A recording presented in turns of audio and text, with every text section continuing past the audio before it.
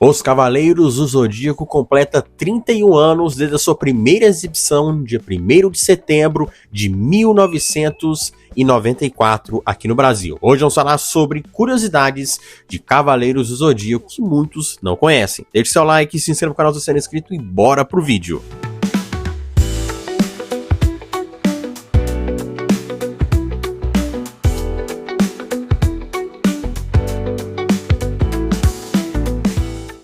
Para quem era criança na década de 1990, Os Cavaleiros do Zodíaco é o mais clássico exemplo de um anime de sucesso.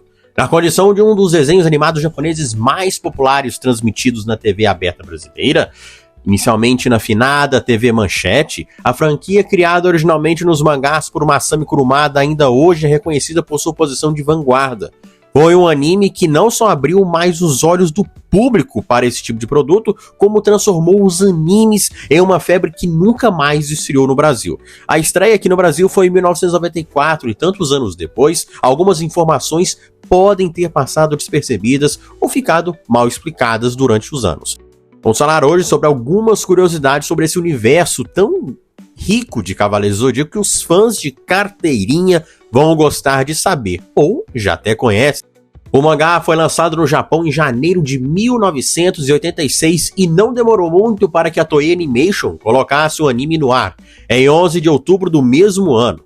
Até 1989 foram transmitidos 114 episódios. Depois disso, a franquia passou por um grande hiato e só voltou a exibir os capítulos inéditos em 2003, 17 anos após a sua estreia, que foi a Saga de Hades. No mangá, que é a história original, descreve que os 100 órfãos selecionados para treinar para Cavaleiros de Bronze são filhos de Mitsumasa Kido, ou seja, eles nunca foram exatamente órfãos. A história do Sr. Kido conta que, como milionário, ele gostava muito de viajar pelo mundo, inclusive foi por causa desse gosto, em especial, que ele chegou ao Santuário de Atenas, na Grécia, encontrou Aioros à beira da morte e aceitou contribuir com o propósito dos Cavaleiros. Sendo assim, com seus 100 filhos, não se sabe se foi feito após conhecer Aioros, mas ele enviou cada um deles para os 4 cantos do mundo para se tornarem cavaleiros. Parece um pouco difícil de acreditar se levarmos em consideração somente sua aparência, mas os Cavaleiros de Bronze eram todos adolescentes. Suas idades variavam de 13 a 15 anos. Esses meninos entram cedo na vida, não é mesmo? Então os cavaleiros começavam a trabalhar bem cedo.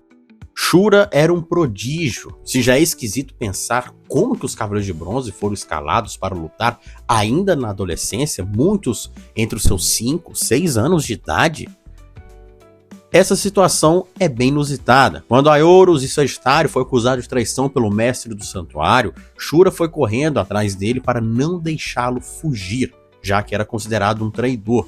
O Cavaleiro de Capricórnio tinha apenas 10 anos de idade, e mesmo assim disparou golpes poderosos o suficiente para acertar o seu melhor amigo Aioros e Sagitário.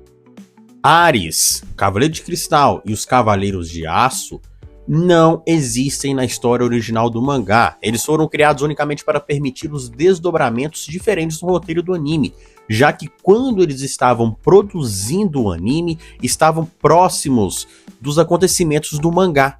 O mangá estava sendo lançado de forma, vamos dizer assim, simultânea. Então, para dar aquele espaço para que o Kurumada desenvolvesse mais ainda a história, eles começaram a criar episódios filhas com os personagens filhas. E até então não sabia que Camus de Aquário era o mestre de Yoga no mangá. Então ele foi treinado pelo mestre Cristal no anime. Teve até algumas imagens na época de que quem seria de fato o mestre do yoga seria o Miro de Escorpião, porém o Kurumada acabou descartando essa ideia e trazendo, por isso que tem essa relação do yoga com o Miro na Batalha das 12 Casas e também essa relação do Camus com o Miro. Houve apenas um cavaleiro que usou a armadura de Fênix. Um detalhe que muita gente não sabe é que Ikki foi o único cavaleiro de bronze que conseguiu ampliar seu cosmo a ponto de usar a armadura de Fênix. Nem antes, nem depois dele existiu outro cavaleiro com essa capacidade. E a armadura de Fênix é a única das 88 armaduras dos Cavaleiros de Atena que tem o poder de renascer das cinzas, ou seja, de se reconstruir. Não é à toa que no mangá, quando os Cavaleiros de Ouro vão reformar as armaduras de bronze depois da Batalha das 12 Casas, Ikki acaba não estando. Primeiro porque ele foi enviado pela outra dimensão, foi derrotado, foi considerado morto depois da batalha contra Saga. Então ele não recebe o sangue dos Cavaleiros de Ouro para que a sua armadura evolua. Quando ele volta à vida após a batalha contra Shaka, ele já está com a sua armadura V2. E quando ele é considerado morto após a batalha contra a Saga de Gêmeos, ele volta para a Saga de Poseidon contra a Casa de Linares, com a armadura V2. Porém, quando ele vai para a Saga de Hades, no Inferno, a sua armadura já é a versão V3, ou seja, ela evoluiu gradativamente com a explosão do seu cosmo. Para atingir o Araya-Shik, ele precisou chegar até o 8º sentido, elevando o seu cosmo. E quando ele tem contato com o sangue de Atena, aí sim vira armadura divina. Mas lembrando, ele não tem a armadura Powerful Gold, que é quando as armaduras de bronze se tornam douradas, pois ele não recebeu o sangue dos Cavaleiros de Ouro.